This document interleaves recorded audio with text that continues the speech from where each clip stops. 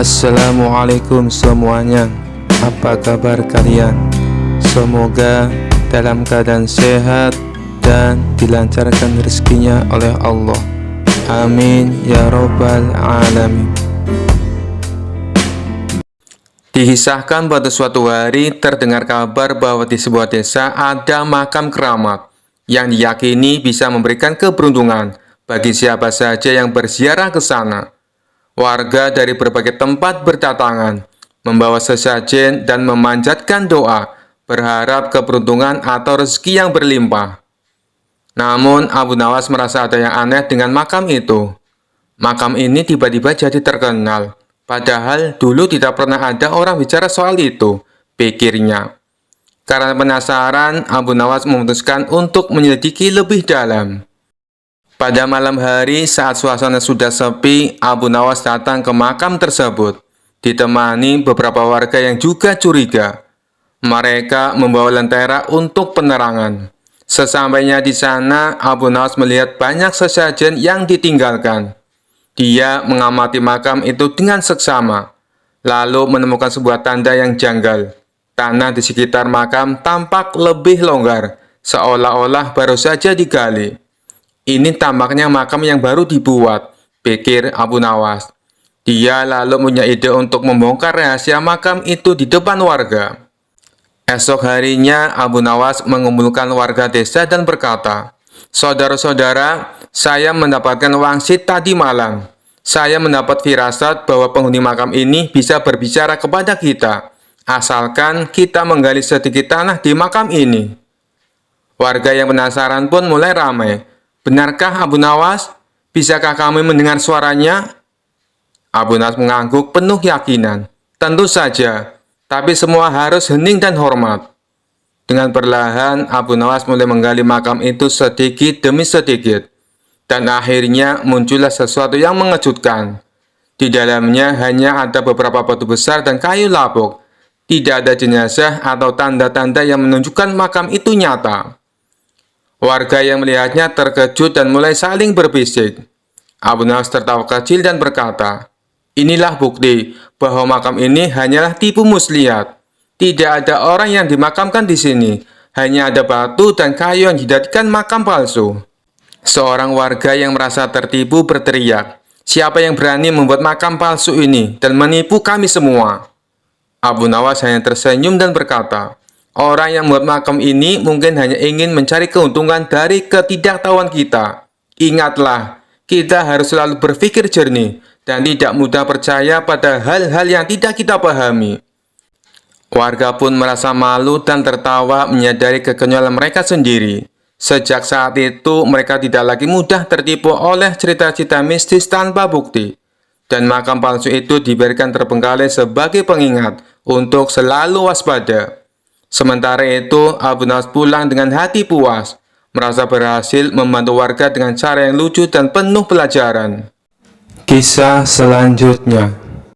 Pada suatu hari yang cerah, Abu Nawas sedang berjalan di pasar.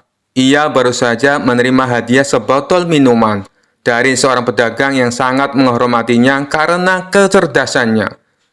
Botol itu terlihat sangat indah, berisi cairan berwarna merah muda yang berkilauan di bawah sinar matahari.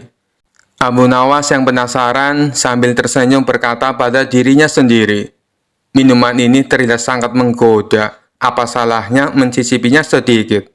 Tanpa berpikir panjang, ia pun membuka tutup botol dan meneguk isinya. Tak lama setelah itu, Abu Nawas merasakan kepalanya mulai pusing. Pandangannya kabur dan ia mulai berjalan sempoyongan. "Aduh, kenapa ini? Kenapa kepalaku terasa berat?" gumamnya. Sambil berjalan goyah, Abu Nawas tiba-tiba bertemu dengan raja yang sedang berkeliling kota. Melihat Abu Nawas yang sempoyongan, raja pun mendekatinya dengan rasa heran. "Abu Nawas, apa yang terjadi padamu? Mengapa kau terlihat seperti orang mabuk?" tanya raja sedikit khawatir. Dengan suara yang sedikit melantur, Abu Nawas menjawab, "Tuanku, hamba baru saja meminum sesuatu dari botol ini, dan tiba-tiba hamba merasa seperti terbang ke awan." Raja terkejut dan penasaran. Botol apa yang kau minum itu, Abu Nawas? Apakah itu minuman keras? Abu Nawas sambil berusaha tetap berdiri tegak menggelengkan kepalanya dengan dramatis. Oh tidak, tuanku. Ini bukan minuman keras. Ini lebih dari itu. Ini adalah minuman keajaiban. Raja yang semakin penasaran bertanya, keajaiban? Bagaimana mungkin sebotol minuman bisa membuatmu sempoyongan seperti ini? Abu Nawas dengan gaya yang sangat dramatis menjawab, minuman ini membuat hamba melihat dunia dengan cara yang berbeda. Tadi hamba melihat kucing terbang, dan sekarang hamba merasa bumi berputar lebih cepat dari biasanya. Raja tertawa terbahak-bahak melihat tingkah Abu Nawas yang terlihat seperti sedang mabuk berat. Namun di balik tawanya, ia mulai curiga dan ingin tahu lebih lanjut tentang apa yang sebenarnya terjadi pada Abu Nawas. Abu Nawas, biarkan aku mencicipi sedikit minuman itu. Aku ingin tahu apa yang membuatmu seperti ini. Abu Nawas yang sedang limbung dengan cepat menyembunyikan botolnya di balik jubahnya dan berkata, "Oh tuanku, hamba tak bisa membiarkan tuanku minum ini. Minuman ini hanya untuk orang-orang yang kuat seperti hamba. Jika tuanku meminumnya, mungkin istana akan terlihat seperti menari di depan mata tuanku." Raja semakin tertawa keras mendengar lelucon Abu Nawas. Tetapi ia tetap penasaran. Baiklah Abu Nawas, katakan padaku, apa sebenarnya minuman ini? Abu Nawas yang sekarang sudah sedikit lebih stabil menjawab dengan senyum cerdik. Tuanku, ini bukan minuman keras ataupun minuman keajaiban. Ini hanya jus buah delima yang hamba dapat dari pedagang di pasar tadi. Hamba hanya bercanda, mencoba melihat bagaimana reaksi tuanku jika melihat hamba seperti ini. Raja terkejut sejenak, lalu tertawa terbahak-bahak. Jadi, kau berpura-pura mabuk hanya untuk mengerjaiku? Abu Nawas mengangguk dengan gaya yang lucu. Benar sekali tuanku. Hamba hanya ingin melihat apakah tuanku akan percaya kalau hamba mabuk gara-gara jus delima. Ternyata, minuman sederhana ini bisa membuat siapapun tertawa, termasuk tuanku. Raja pun terus tertawa, sementara orang-orang di sekitarnya ikut terhibur melihat tingkah lucu Abu Nawas. Seperti biasa, Abu Nawas berhasil membuat suasana riang dan menghibur Raja dengan kecerdasannya yang penuh humor. Kisah selanjutnya. Dikisahkan ada seorang bernama Ilham Alimuddin. Dia dulunya merupakan jenderal perang yang sangat terkenal, ahli siasat perang, jago negosiasi, dan juga kaya raya. Tapi karir berperangnya terhenti setelah mengalami kelumpuhan saat memimpin perang melawan Bizantium. Tidak berselang lama, anak istrinya juga ikut terbunuh. Ia pun akhirnya memilih untuk pensiun menjadi tentara. Sang jenderal ini hidup sendirian dengan kekayaannya yang berlimpah. Meskipun sudah tua dan menderita kelumpuhan, naluri menantang orang masih melekat dalam diri sang jenderal. Tapi kali ini bukan menantang adu kekuatan fisik, melainkan adu kekuatan pikiran. Tampaknya ia bukan hanya ingin dikenal sebagai jenderal perang, tetapi ia juga ingin dikenal sebagai tokoh paling cerdik dan pandai di kota Baghdad. Untuk itulah, dia tak segan-segan memberikan banyak hadiah bagi siapa saja yang bisa menjawab teka-tekinya. Sampai hari ini, sudah 100 orang yang lebih yang dia tantang. Namun tak satu pun dari mereka yang berhasil mengalahkannya. Total pertanyaan yang diajukan jenderal ada 3. Tapi yang unik dari permainan ini, apabila berhasil menjawab soal pertama dan kedua, tetapi gagal menjawab pertanyaan ketiga, maka semua hadiahnya menjadi gugur. Hal inilah yang membuat orang-orang kesal dengan sang jenderal.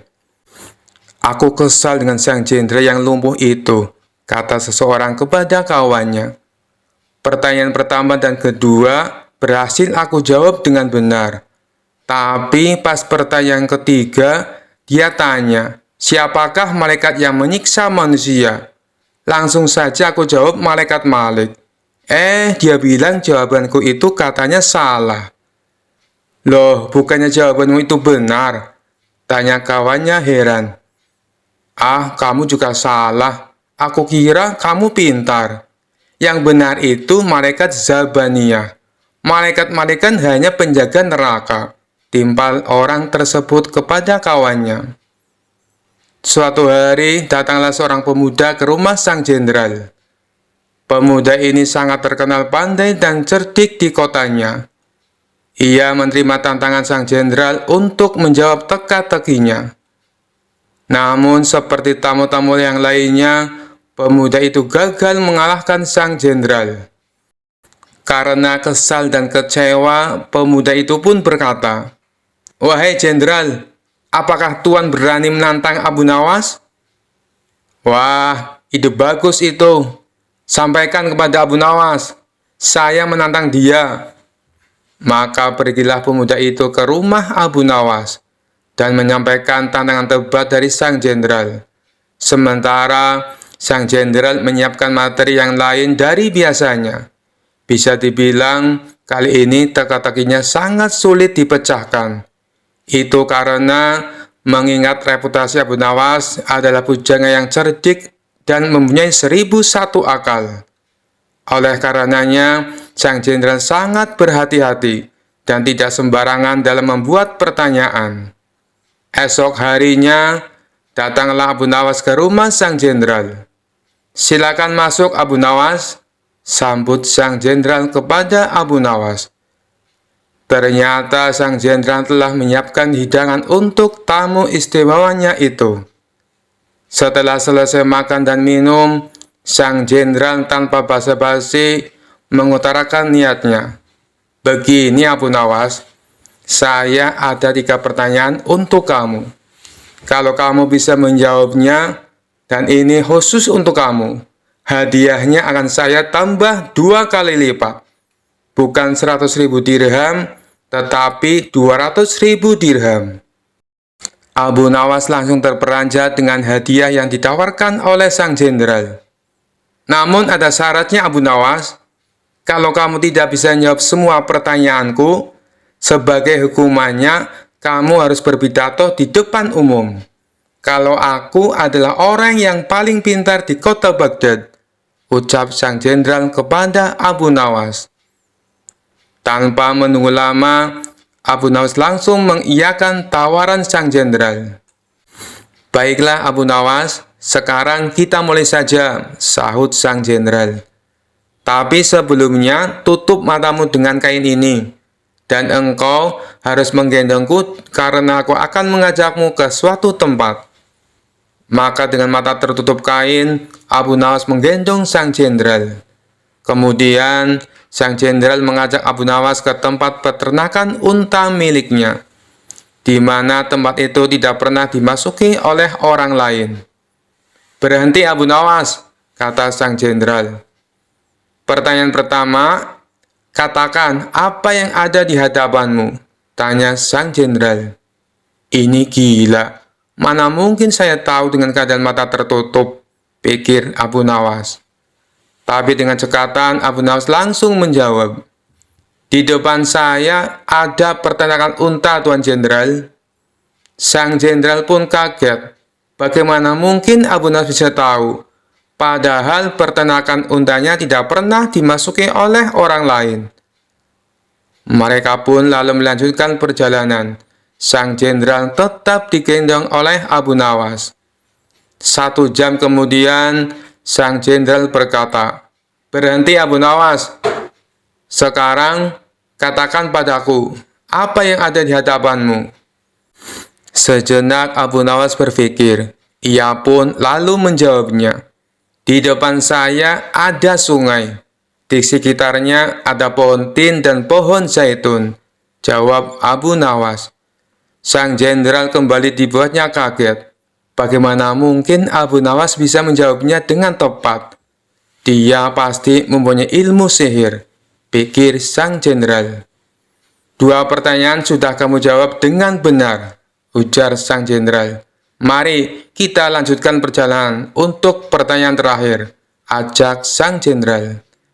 Sang jenderal kemudian menuntun Abu Nawas melewati gurun, hingga sampailah mereka berdua ke tempat pelacuran yang terletak di tengah-tengah padang pasir. "Berhenti Abu Nawas, sekarang katakan padaku, apa yang ada di hadapanmu?" tanya sang jenderal. Abu Nawas tidak langsung menjawab, ia berkonsentrasi penuh. Kemudian pelan-pelan dia menjawab, "Di depan saya ada wanita telanjang, Tuan Jenderal." Sang jenderal pun kaget bukan main. Semua pertanyaannya bisa dijawab dengan tepat oleh Abu Nawas dengan mata tertutup.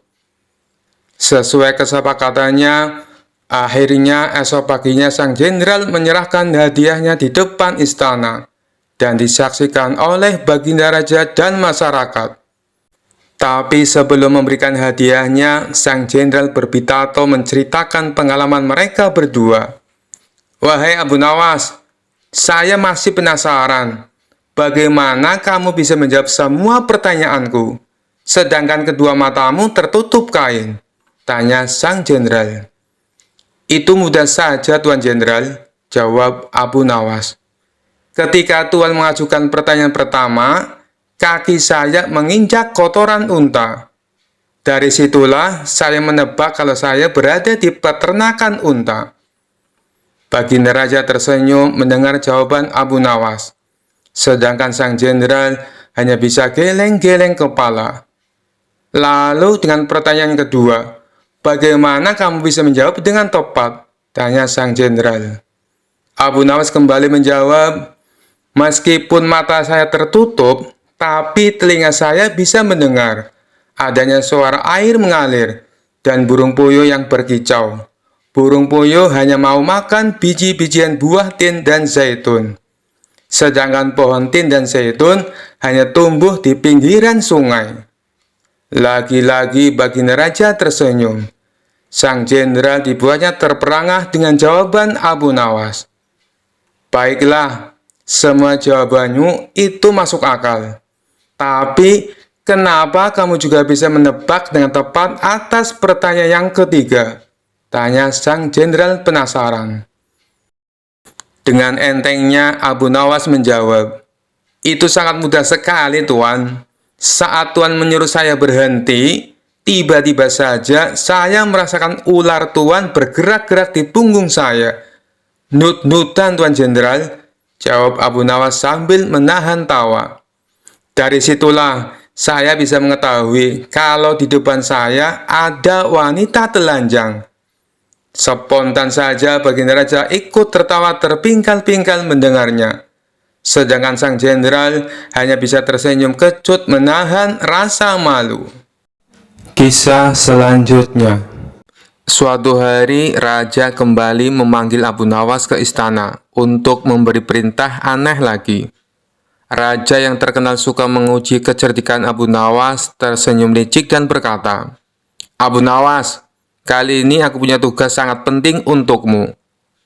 Abu Nawas sudah mencium gelagat tak biasa, menjawab dengan hati-hati, "Apa tugasnya, tuanku?" Raja dengan suara lantang berkata, "Aku ingin kau pergi dan mencari ujung bumi. Bawa aku laporan tentang apa yang ada di sana.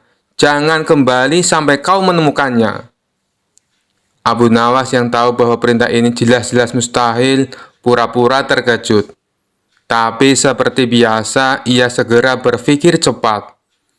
Dengan wajah serius, Abu Nawas menjawab, "Baik, tuanku.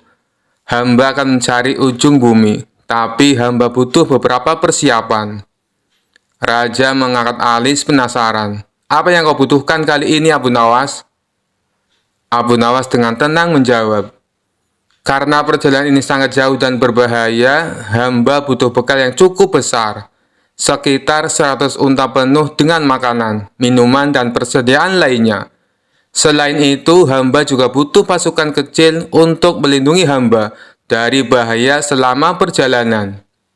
Raja berpikir sejenak lalu setuju. "Baiklah, aku akan memberikan semua yang kau minta. Tapi ingat, jangan kembali sebelum kau menemukan ujung bumi."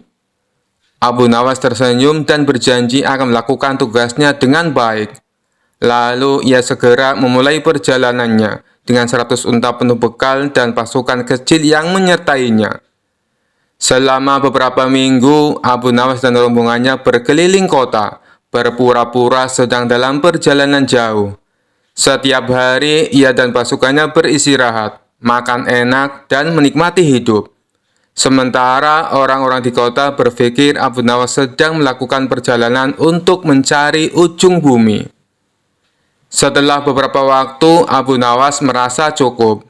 Ia lalu memerintahkan pasukannya untuk kembali ke istana. Saat tiba di depan raja, Abu Nawas melaporkan dengan penuh kepercayaan diri, "Tuanku, hamba telah pergi mencari ujung bumi, dan hamba punya kabar penting." Raja yang sangat penasaran bertanya, "Apa yang kau temukan, Abu Nawas? Apakah kau menemukan ujung bumi?" Abu Nawas mengangguk serius dan menjawab, "Benar, tuanku. Hamba telah menemukannya. Ternyata ujung bumi itu adalah tempat di mana langit dan bumi bertemu, tepat di pintu gerbang istana ini." Raja tercengang mendengar jawaban itu. "Apa maksudmu, Abu Nawas?" Dengan cerdik, Abu Nawas menjelaskan, "Setelah perjalanan jauh, hamba menyadari bahwa setiap kali kita berjalan lebih jauh, bumi tampaknya tak berujung. Tapi ketika hamba kembali ke istana ini, hamba menyadari bahwa semua perjalanan berakhir di sini, tempat di mana Tuanku berkuasa. Inilah ujung bumi, karena di sini segala sesuatu bermula dan berakhir." Raja terdiam sejenak, berpikir keras. Ia tahu Abu Nawas sedang bermain-main dengan logika, tapi jawaban itu sangat masuk akal dan filosofis. Akhirnya raja tertawa terbahak-bahak dan berkata, "Abu Nawas, kau memang tak pernah gagal membuatku kagum. Kau telah melaksanakan tugasmu dengan baik. Ujung bumi memang berada di sini, di bawah kekuasaanku." Semua orang istana ikut tertawa, sementara Abu Nawas tersenyum puas. Sekali lagi ia berhasil keluar dari tugas mustahil dengan cara yang cerdik dan kocak, membuat raja tak bisa berkata apa-apa selain tertawa. Kisah selanjutnya. Kisah ini bermula ketika Abu Nawas sedang nongkrong di warung bersama kawan-kawannya. Salah satu kawannya lalu bertanya, "Hei Abu Nawas, menurutmu apakah makan pada siang hari bisa membatalkan puasa?" Abu Nawas menjawab, "Masa kayak gitu saja kalian tidak tahu? Tentu saja puasanya batal." "Oh, begitu ya. Begini Abu Nawas, kamu kan terkenal cerdik. Adakah makanan yang bila dimakan tidak membatalkan puasa?" tanya kawan lainnya. "Ada, yaitu makanan asli langsung dari surga. Kalian bebas memakannya sampai kenyang," jawab Abu Nawas. "Itu sih mustahil Abu Nawas. Yang saya tanyakan makanan di dunia," timpal kawannya. "Tentu saja ada, yaitu ayam bakar dan sop kambing. Tapi ada syaratnya, kalian memakannya saat dalam mimpi," balas Abu Nawas. Seketika mereka semua tertawa terpingkal-pingkal. Rupanya saat Abu Nawas berkata demikian, terdengar oleh salah satu menteri istana yang kebetulan melintas di tempat itu. Ia pun segera melaporkannya kepada Baginda Raja. "Paduka yang mulia, Abu Nawas telah berfatwa yang melanggar syarat Islam," kata sang menteri memberitahu. "Apa yang dia katakan?" tanya Baginda Raja. "Dia bilang makan saat di siang hari di bulan puasa tidak membatalkan puasa," lapor sang menteri. "Kurang ajar Abu Nawas, dia berani mempermainkan hukum agama Islam," geram Baginda Raja. Ternyata sang menteri telah salah paham karena yang ia dengar tidak seutuhnya. "Paduka yang mulia, saya punya cara untuk membuktikan kesesatan Abu Nawas. Dengan begitu, Paduka bisa langsung menghukumnya," kata sang menteri. "Oh ya, emangnya apa rencanamu?" tanya Baginda Raja. "Saya akan pura-pura mati dan suruh Abu Nawas untuk sholat jenazah. Biasanya orang yang beraliran sesat sholatnya pasti berbeda dengan ajaran agama Islam, ujar sang menteri. Baik, saya setuju, sahut Baginda Raja. Pada keesokan harinya, rencana pun disusun dengan matang. Lalu dipanggillah Abu Nawas ke istana. Beberapa pengawal istana lalu mendatangi rumahnya. "Tuan Abu, Anda diperintah datang ke istana," kata salah satu pengawal. "Ada kepentingan apa?" tanya Abu Nawas. "Tuan Menteri meninggal dunia dan Tuan Abu disuruh datang untuk melayat," jawab si pengawal. "Meninggal dunia? Kalau tidak salah, kemarin saya lihat dia melintas di depan warung. Saat itu saya sedang ngobrol dengan kawan-kawanku, jadi saya tidak terlalu menghiraukannya. Ajal manusia memang tidak ada yang tahu," ujar Abu Nawas. "Benar Tuan Abu, saya sendiri juga heran. Padahal kemarin saya lihat dia melaporkan Tuan Abu kepada Baginda Raja karena dianggap beraliran sesat. Tapi sehari setelahnya dia ternyata meninggal dunia," timpal si pengawal. "Sesat? Sesat bagaimana maksudnya?" tanya Abu Nawas terkejut. "Tuan Menteri bilang kalau Tuan Abu menghalalkan makan di siang hari saat bulan puasa," kata si pengawal memberi tahu. "Ya sudahlah, orangnya juga sudah mati. Ayo kita ke sana sekarang," ajak Abu Nawas. Singkat cerita, sampailah Abu Nawas ke istana. Ketika ia memasuki aula kerajaan, terlihat sosok jenazah di dalam keranda. Tapi yang membuat Abu Nawas curiga, kenapa kerabat keluarga sang menteri tidak ada yang hadir, terutama istri dan anak-anaknya. Kemudian Baginda Raja menyuruh Abu Nawas untuk segera menyolati jenazah sang menteri. "Mari Paduka, kita sholat bersama-sama," ajak Abu Nawas.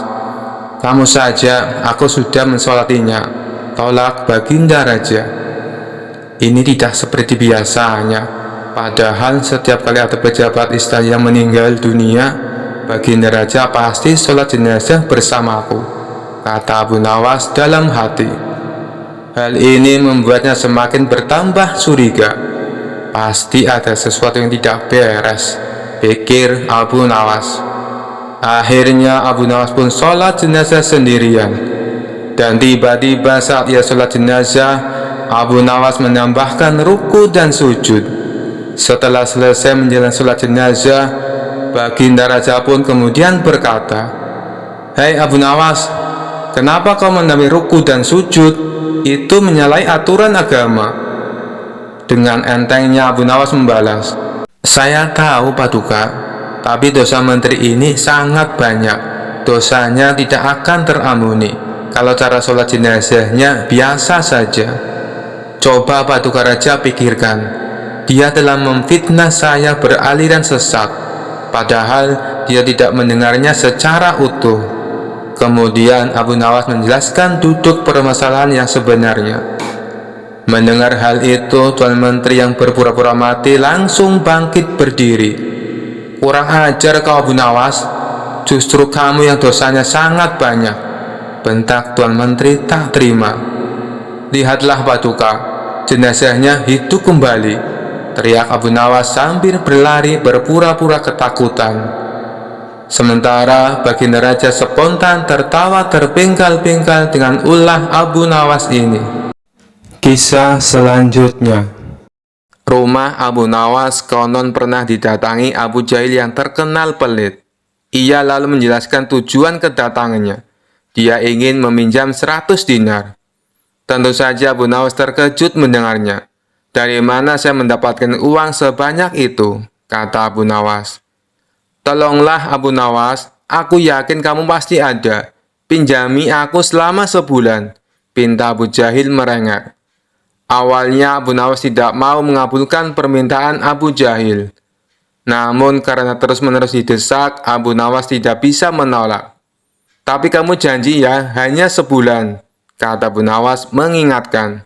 "Ya, saya berjanji Abu Nawas. Bulan depan kebun saya akan panen. Saya pasti akan mengembalikan uang pinjaman, jawab Abu Jahil. Singkat cerita, setelah 1 bulan, Abu Jahil tidak pernah mengembalikan uang tersebut. Padahal saat itu kebun Abu Jahil sudah panen, dan hasil panennya melimpah ruah. Payah Abu Jahil, dia tidak menepati janjinya, batin Abu Nawas. Karena membutuhkan uang, Abu Nawas terpaksa pergi ke rumah Abu Jahil untuk menagih hutangnya. Bagaimana dengan janjimu, Abu Jahil?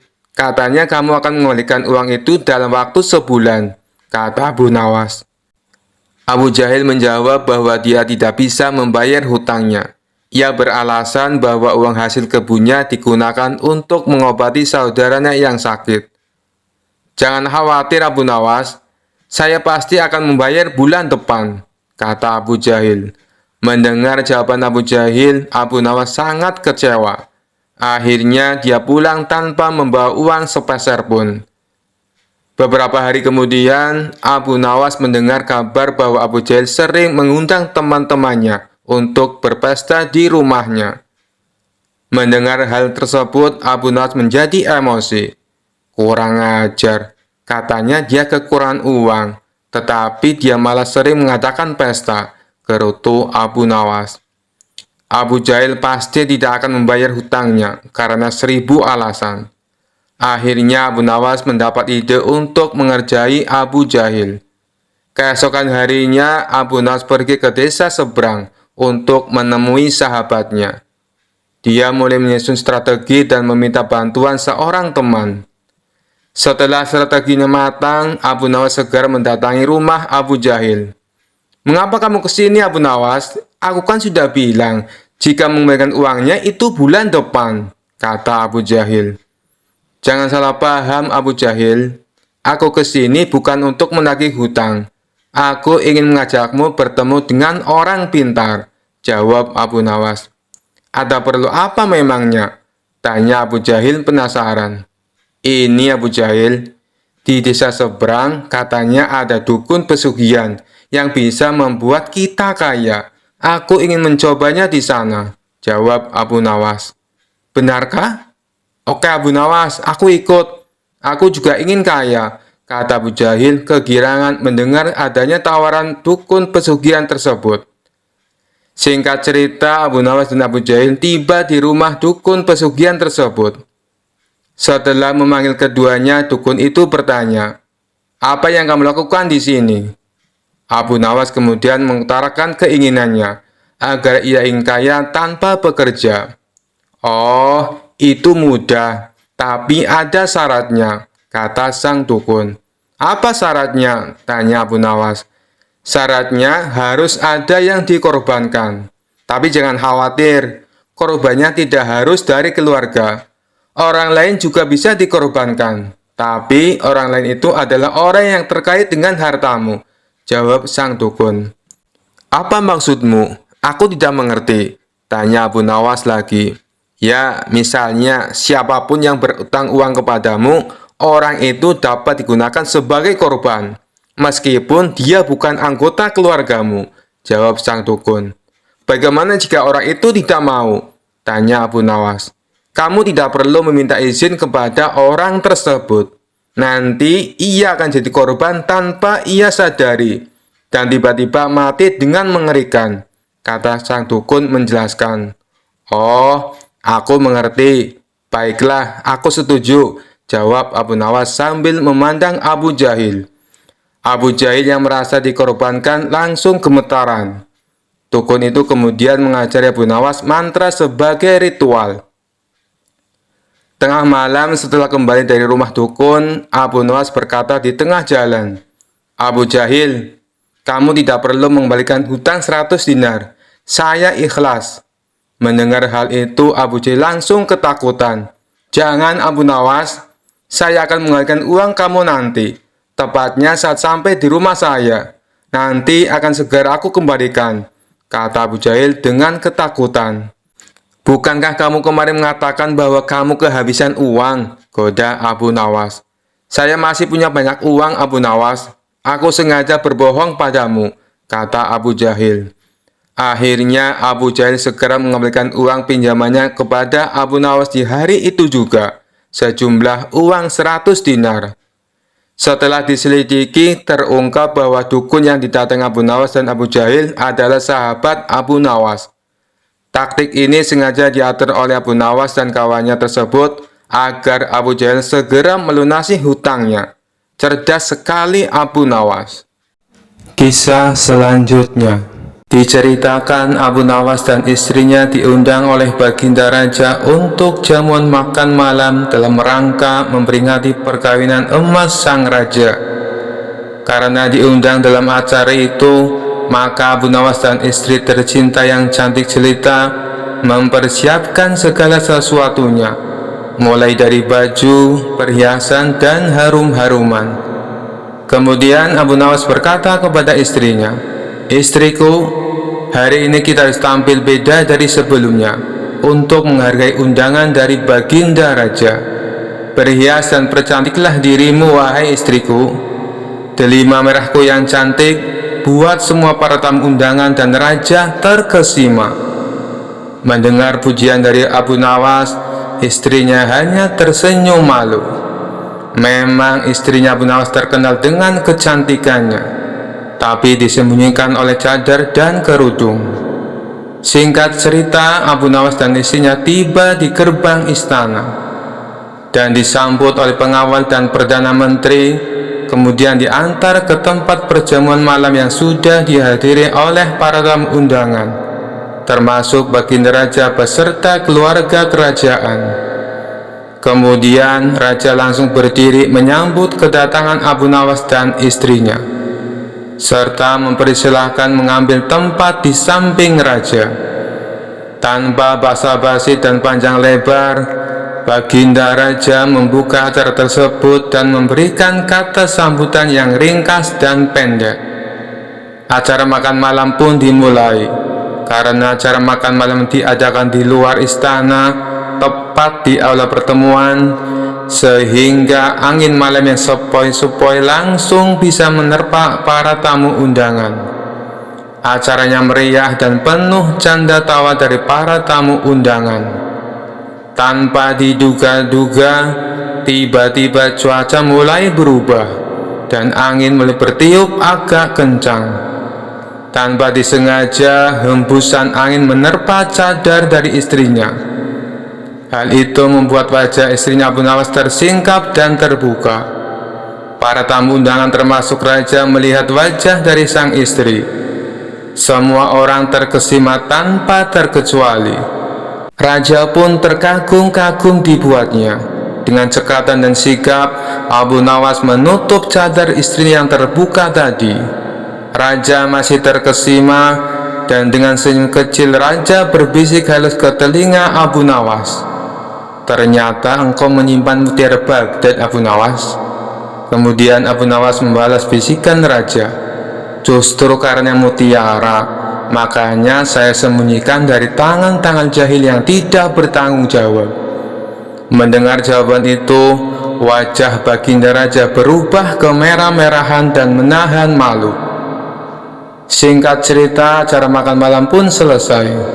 Para tamu undangan satu persatu meninggalkan aula pertemuan, hingga yang tertinggal hanya Baginda Raja dan Abu Nawas beserta istrinya. Kemudian Abu Nawas pun pamit kepada Raja, tapi langkahnya ditahan oleh Baginda Raja karena ada yang mau dibicarakan dengan Abu Nawas. Abu Nawas mencium gelagat aneh dari sang raja. Setelah berbicara sebentar dengan sang raja, Abu Nawas pun pamit. Sesampainya di rumah, Abu Nawas menceritakan hal tersebut kepada istrinya. Isi dari pembicaraan tadi, raja ingin berkunjung ke rumah Abu Nawas. Istrinya pun menangkap pembicaraan suaminya tersebut dengan melihat dari gaya bicaranya. Dalam hati Abu Nawas agak resah dan bingung, karena raja ternyata menaksir istrinya, meskipun raja tidak mengucapkan secara langsung. Kemudian Abu Nawas berunding dengan istrinya cara menghadapi sikap raja yang agak doyan kawin ini. Setelah lama mencari jalan keluarnya, akhirnya Abu Nawas menemukan ide cemerlang untuk memberikan pelajaran kepada sang raja. Abu Nawas pun menceritakan idenya tersebut kepada istrinya. Singkat cerita, akhirnya hari yang dinanti pun telah tiba. Raja berkunjung ke rumah Abu Nawas ditemani beberapa pengawal dan menteri. Abu Nawas pun menyambut kedatangan raja dengan senyum-senyum. Kemudian mempersilakan duduk dan mencicipi makanan. Raja kagum dengan hidangan yang disajikan oleh Abu Nawas karena bentuk kue yang indah-indah dan cantik-cantik. Abu Nawas pun mempersilakan raja dan tamu yang lainnya untuk mencicipi kue yang telah disajikan. Raja dengan lahapnya menyantap makanan, mulai dari bentuk yang biasa sampai bentuk yang luar biasa. Apa saja yang melihatnya pasti akan menjamah dan mencicipinya. Ketika asik-asiknya raja menikmati kue tersebut, ada yang aneh dari kue tersebut. Raja pun memanggil Abu Nawas dan bertanya, "Hai Abu Nawas, dari bahan apa engkau buat kue ini? Rasanya hampir sama semua, padahal ada banyak kue dan bentuknya pun cantik-cantik." Abu Nawas pun tersenyum. "Baginda Raja, bahan kuenya dari buah labu," sambil berbisik halus di telinga sang raja. "Intinya semua sama saja rasanya, meskipun bentuk dan rupanya berbeda-beda, tapi rasanya ya laku juga." Mendengar itu raja tersentak kaget, dan dia menyadari kekeliruan yang dibuatnya selama ini. Kisah selanjutnya. Pada suatu siang di sebuah masjid pinggir kota Baghdad, ada seorang pria bernama Abdul Qasim yang sedang beristirahat sejenak. Lalu ia terpana dengan gerak-gerik seorang pria yang sedang khusyuk berzikir sambil bersila. Pria itu bernama Abu Nawas. Kenapa ia sangat khusyuk? Jangan-jangan dalam pejaman matanya ia sedang melihat Allah, gumam Abdul Qasim dalam hati. Merasa cemburu karena mengira Abu Nawas dapat melihat Allah, Abdul Qasim pun mengusik pria tersebut. Ia duduk bersila tak jauh dari pria itu dan menunggu waktu yang tepat untuk menyapanya. Hampir setengah jam Abdul Qasim duduk menanti. Akhirnya Abu Nawas membuka mata dan menoleh pada Abdul Qasim yang tengah memandanginya dengan penuh kekaguman. "Ada apa gerangan? Kenapa kau memandangku dengan begitu tajam?" ucap Abu Nawas. "Begini Tuan, saya perhatikan dari tadi, Tuan tampak khusyuk saat berzikir sambil memejamkan mata. Apakah itu artinya Tuan melihat Allah?" tanya Abdul Qasim. "Allah tidak dapat dilihat, tapi kehadirannya bisa dirasakan," jelas pria itu. "Bagaimana bisa merasakan kehadiran Allah? Apakah ia sekarang ada di sini? Kenapa saya tidak bisa merasakan kehadirannya?" tanya Abdul Qasim. "Sebelum kamu dapat merasakan kehadiran Allah, kamu harus menemukannya terlebih dahulu," jawab Abu Nawas. Abdul Qasim tersenyum girang. Sebenarnya sudah lama ia mengembara mencari Tuhan, namun ia tak pernah menemukannya. Setelah bertemu Abu Nawas, ia merasa benar-benar lega dan gembira. Terasa seperti menemukan kunci yang hilang. "Lantas, di mana dan bagaimana saya bisa menemukan Tuhan yang selama ini aku cari-cari, Tuan?" tanya Abdul Qasim. Abu Nawas tersenyum. Lalu ia menyuruh Abdul Qasim untuk sholat 2 rakaat.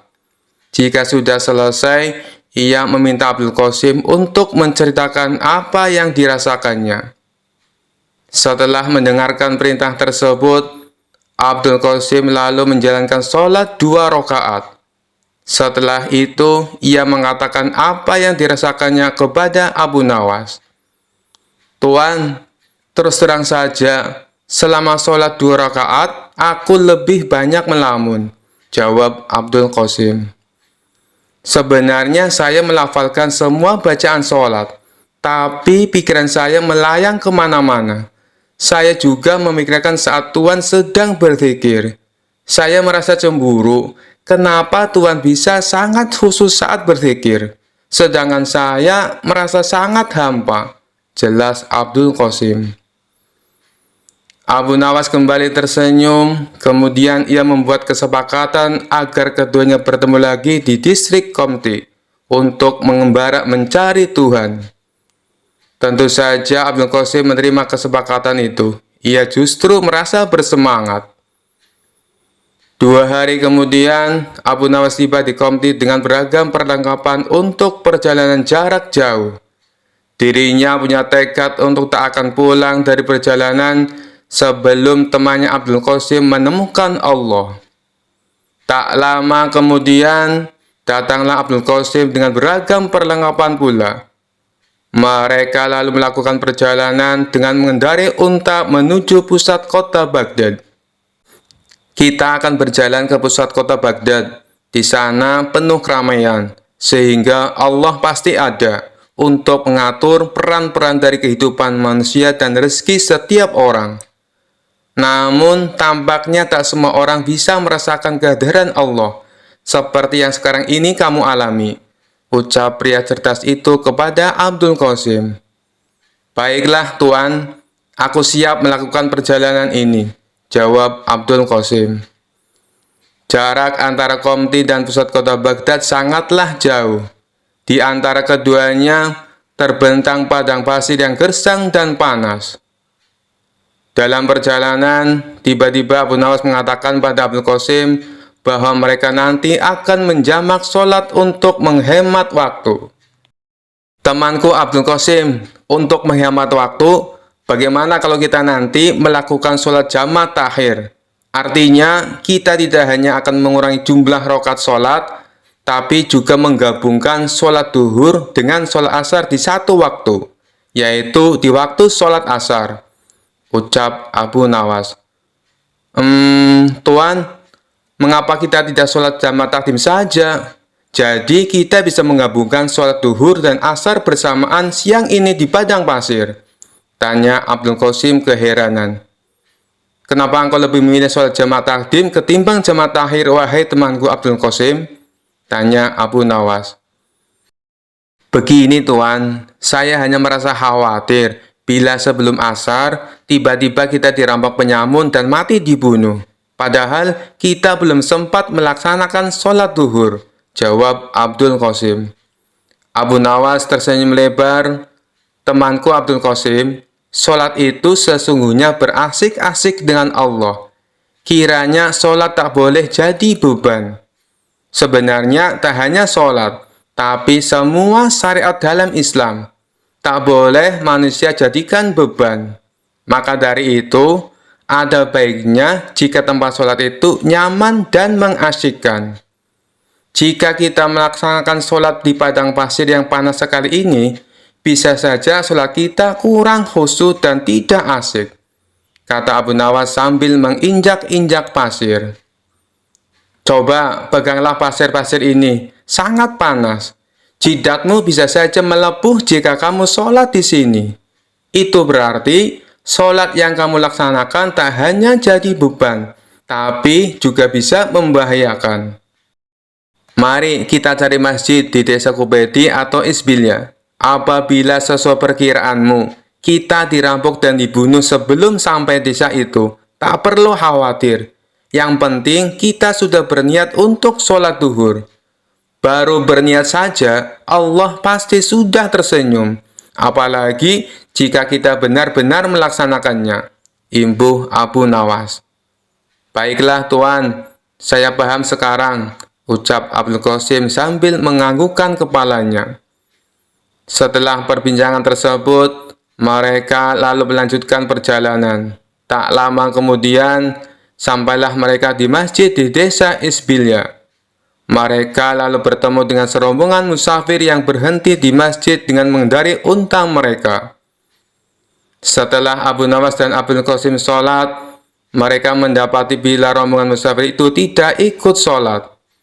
Karena penasaran, Abdul Qasim pun bertanya pada salah satu rombongan, "Mohon maaf Tuan, saya hendak bertanya, kenapa engkau sudah sampai masjid tapi tidak melaksanakan sholat?" Tanya Abdul Qasim. "Oh, kami sebenarnya sudah melaksanakan sholat jamaah takdim di desa kami. Jadi, kami tak punya kewajiban lagi untuk sholat asar," jawab salah satu rombongan itu. "Lantas, mengapa kalian berhenti di masjid jika memang tak lagi punya kewajiban untuk sholat asar?" Tanya Abdul Qasim penasaran. "Oh, itu karena beberapa ekor unta kami tampak kelelahan. Jadi, kami berhenti sejenak untuk membiarkan mereka beristirahat di taman masjid ini. Islam mengajarkan kami untuk tidak berbuat zalim kepada semua makhluk, termasuk pada unta-unta ini. Benar begitu kan?" jawab kepala rombongan. Abdul Qasim merasa kagum dengan jawaban ketua rombongan musafir itu. Namun, masih ada yang ingin ia tanyakan. "Tuan, apakah engkau bersikap baik hanya pada unta saja atau pada semua binatang?" tanyanya. Ketua rombongan itu tersenyum lalu menjawab, "Jangankan kepada binatang, bahkan kepada pepohonan ini pun kami juga takut untuk berbuat zalim. Kita sholat untuk mencegah dari berbuat fahsyah dan mungkar.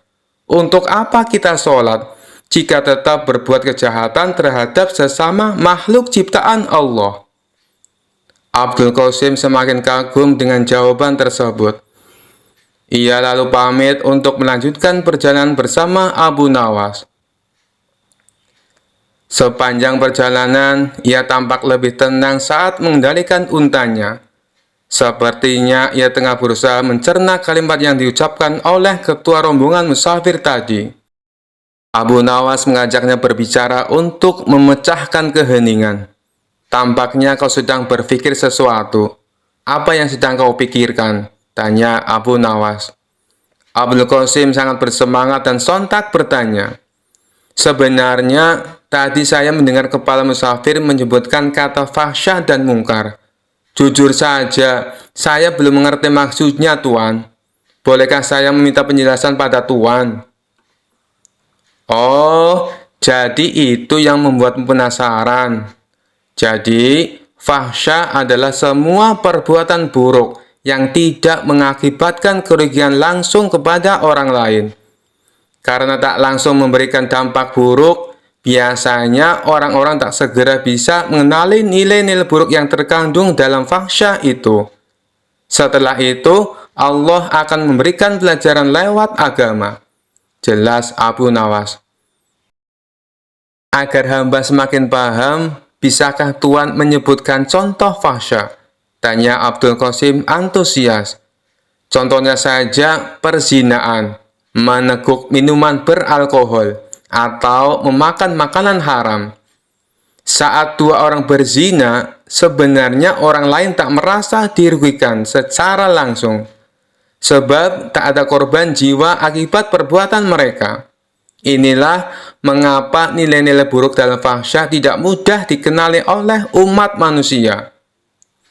Abdul Qasim tertegun dan mengakukan kepala tanda paham. "Sekarang, bandingkan dengan perbuatan mungkar. Mungkar adalah perbuatan buruk yang menimbulkan kerugian langsung pada orang lain. Misalnya saja pencurian, pembunuhan, atau perampokan.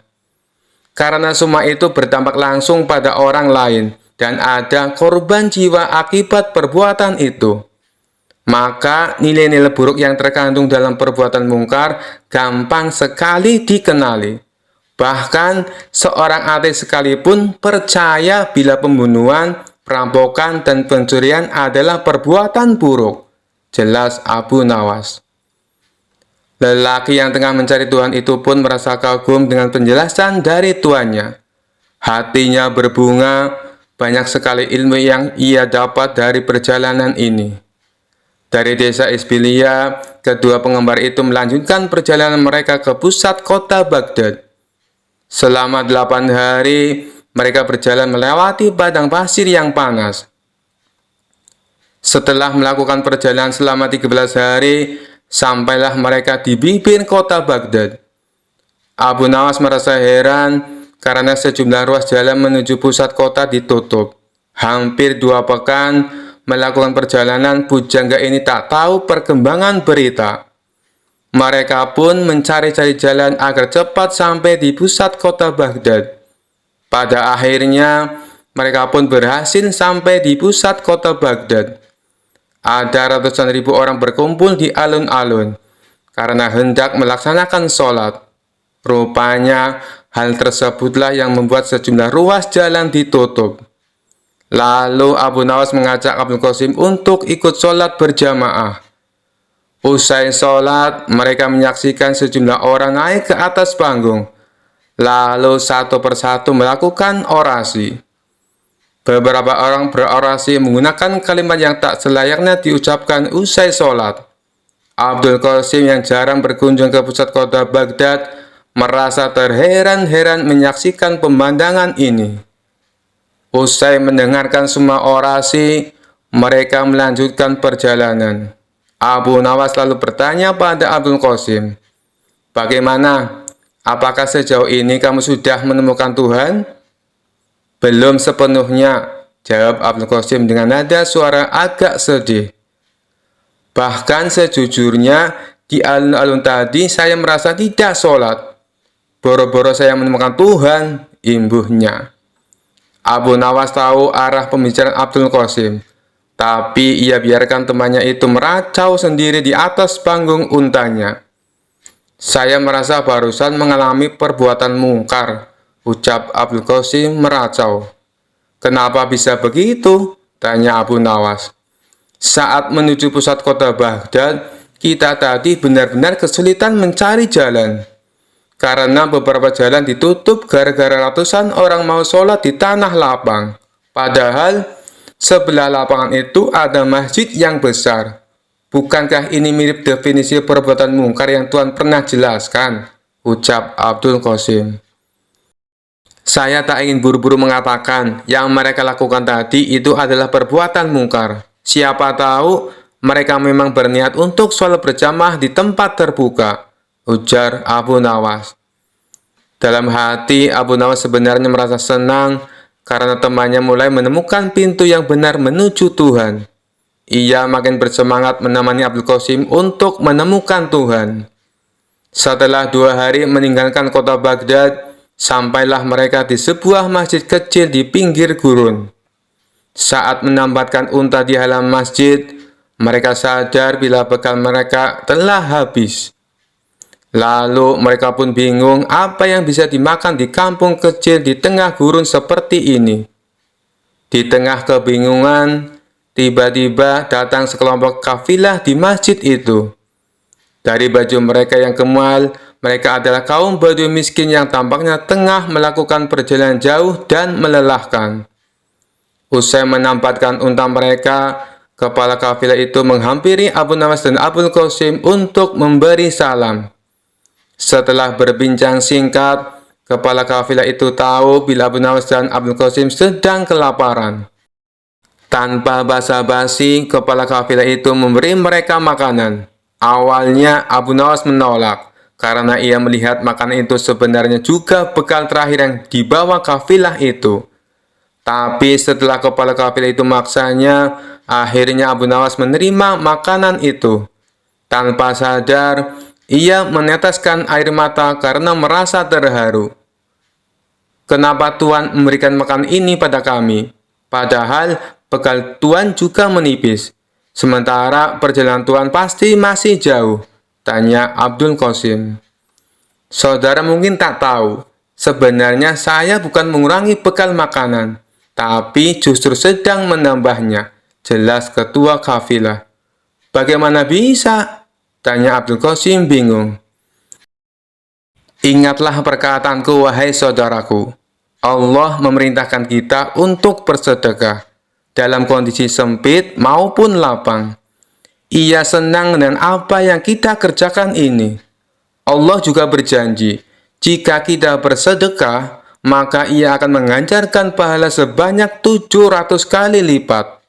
Bayangkan saja, saya sekarang memberi kalian sekantong makanan, maka nanti akan datang 700 kantong makanan untuk kami, ucap ketua kafilah. Bagaimana Tuhan bisa yakin? Seandainya 700 kantong makanan itu tidak datang, Tuhan akan mati kelaparan, ujar Abdul Qasim penasaran. Saya yakin sekali bahwa Allah di samping kita. Jangan pernah meragukan kemampuannya membagi-bagi rezeki. Buktinya, saat kalian sedang kelaparan di padang pasir, Allah tetap mengirimkan rezeki dengan mengutus kami datang ke masjid ini, ucap kepala kafilah sambil menepuk pundak Abdul Qasim.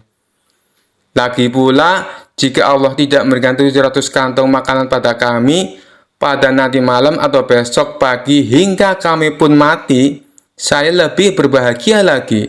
Itu berarti Allah yang kami yakini selalu ada di samping kami. Akan segera kami jumpai dengan sepenuh keyakinan dan kebahagiaan. Imbuh ketua kafilah sambil undur diri untuk menyantap bekal terakhirnya. Sementara Abu Nawas dan Abdul Qasim menyantap makanan mereka dengan tetesan air mata. Saat senja tiba, rombongan kafilah itu mohon pamit. Lalu Abu Nawas dan Abdul Qasim mengantar kepergian mereka dengan syukur dan sukacita. Karena hari sudah semakin gelap, bagaimana kalau bermalam saja di masjid ini? Besok kita akan kembali ke rumah masing-masing, ucap Abdul Qasim. Apakah itu artinya kau sudah menemukan Tuhan, saudaraku Abdul Qasim? Tanya Abu Nawas. Benar Tuan, saya sudah menemukan Tuhan yang selama ini hilang dari saya. Tapi Tuan nikmati keberadaannya dalam zikir Tuan. Jelas Abdul Qasim yakin. Bagaimana bisa engkau tiba-tiba menemukan Tuhan, saudaraku? Tanya Abu Nawas penasaran.